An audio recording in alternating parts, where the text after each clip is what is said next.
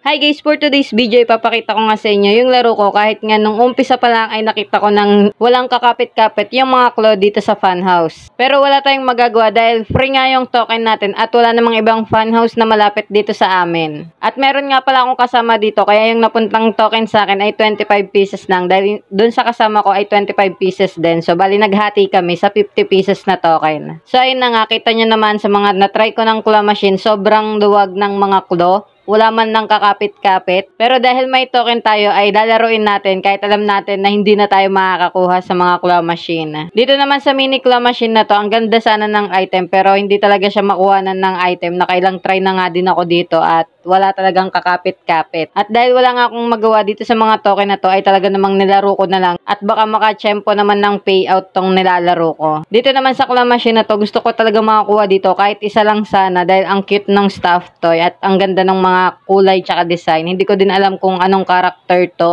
At dito ko na nga inubos yung mga natitira ko pang token. At nakailang try na nga din ako dito at hindi pa din ako nakakakuha ng stuffed toy. Ibig sabihin, walay tayo for today's video. Pero okay lang dahil free nga lang yung token na nilaro natin. At yung apat pala na free game sa claw machine ay binigyan lang ako ng 4 na pirasong token. Kaya walay din lang yung free game. Yun lang, thank you for watching. Bye!